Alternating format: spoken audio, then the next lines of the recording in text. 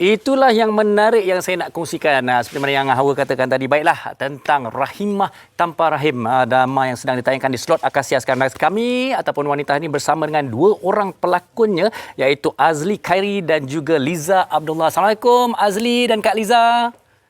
Waalaikumsalam warahmatullahi wabarakatuh. Hai, nampak muka macam muram je, mesti pasal tak dapat nak sambung syuting ke macam mana kita PKP ni? Itulah cerita dia. Okey, tak apa. Okey, kita sekarang ni sedang hangat ditayangkan Rahimah Tanpa Rahim ni. Baik, pada Azli dan Kak Liza lah. Kita nak tanya juga, pada peringkat awal, sebelum ditayangkan, orang dah tahu tajuknya Rahimah Tanpa Rahim. Jadi, dia jadi bahan lawak, bahan senda. Tapi sebenarnya dia tak tahu cerita ni, cerita apa sebenarnya. Silakan, Azli ataupun Kak Liza sendiri. Azli lah hero. Silakan, Azli. Okey, sebenarnya pada mula, macam sebelum ni jugalah. Azli sendiri pun berpendapat bila Azli terima tajuk Rahimah Tanpa Rahim, dia macam orang cakap macam-macam benda bermain kat fikiran kan. Contoh, adakah Rahimah tu tanpa rahim, bukannya yang wanita, maknanya rahim lelaki, maknanya dia dah hilang lelaki dia ke, ataupun tak jumpa mana-mana. Jadi sebab tu mungkin jadi bahan jenaka untuk orang, sebab yalah ada kaitan Pak Zakaria lah apa semua berbagai kan. Jadi sebenarnya diorang tak nampak lagi mesej yang ingin disampaikan di dalam Rahimah Tanpa Rahim, yang mana sangat cerita yang sangat dekat dengan masyarakat, dan sebenarnya situasi sebenar berlaku, tapi kita je yang tak tahu. Okey. Kak Liza sebagai seorang wanita lah, melihat segi cerita ni kan. Mak Aini kan? Mak Aini namanya? Ya. Mak Aini. Okey, Mak Aini, ceritakan pada kita lah. Sebenarnya ramai yang tak faham di Rahimah Tanpa Rahim. Kemudian tentang sindrom MKRH ni. Sebenarnya bagus drama ni. MRKH. Maafkan saya.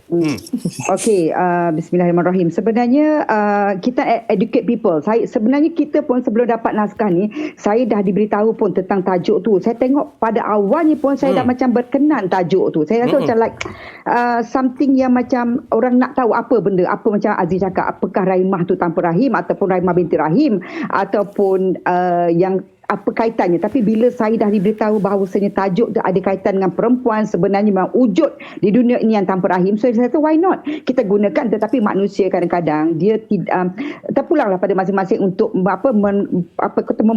menjenakakan tajuk tu. Tapi saya benda ni sangat serius, tajuk ni sangat serius. So ada juga saya dapat komen yang positif bahawasanya diorang jelas Rahimah perempuan tanpa rahim ni memang wujud, and dalam masa yang sama kita jadikan cerita supaya benda tu lebih menarik. Nak bercerita tentang perempuan, apa perasaan dia apabila dia tidak ada rahim, dalam masa yang sama dia didera dengan kehidupan yang agak kata ini ujian dia untuk dia menempuh kehidupan dia, dalam masa yang sama kasih sayang yang kurang pada dia. So saya rasa kepada orang luar di sana, tolong tonton sampai habis, sebab kita banyak lagi plot-plot yang menarik. Ini sebenarnya cerita yang memberi penjelasan dan pencerahan dan juga perkongsian yang baik sebenarnya. Okey, baik, kita tak banyak masa, tapi kita nak pastikan para penonton menyaksikan drama ini. Jadi Azli dan Kak Liza, kita mulakan Azli.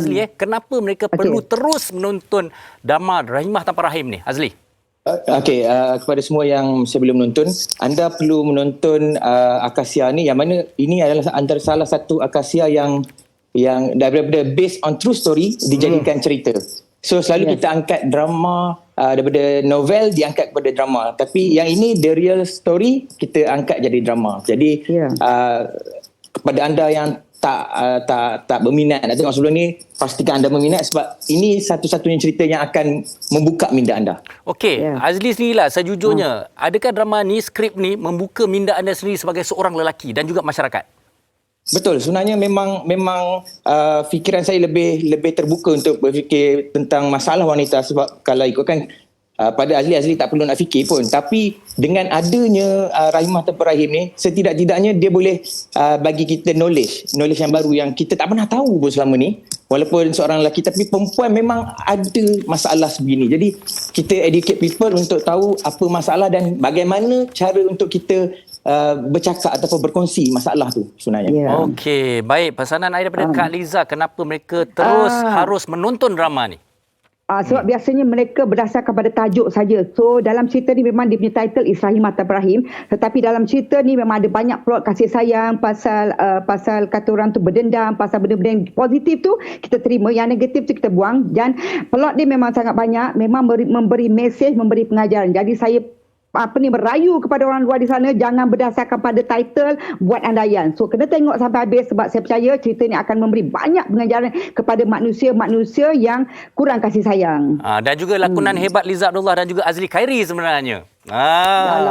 Baik. Semua pelakon. Semua memberi kerjasama yang baik. Yes, Baik, terima kasih sekali lagi kepada Azli Khairi dan juga Kak Liza Abdullah kerana bersama kita berkongsi mengenai drama ini. Baik, saksikan Rahimah Tanpa Rahim yang merupakan gandingan hebat Puteri Aisyah, Azli Khairi, Izzati Abdullah, Hafiz Roshdi, Mustaqim Bahadun, Liza Abdullah, Amelina dan ramai lagi. Dan drama ini mengisahkan tentang Rahimah yang menghidapi sindrom MRKH, kondisi di mana dia dilahirkan tanpa rahim dan tidak boleh melahirkan anak. Jadi ikuti perjalanan yang dihadapinya setiap hari Isnin hingga Jumaat 7 malam di slot Akasia TV3. Jadi pastikan anda menonton drama tersebut petang ini. Okey, baik. Jadi kita berehat seketika, kita kembali lagi selepas ini.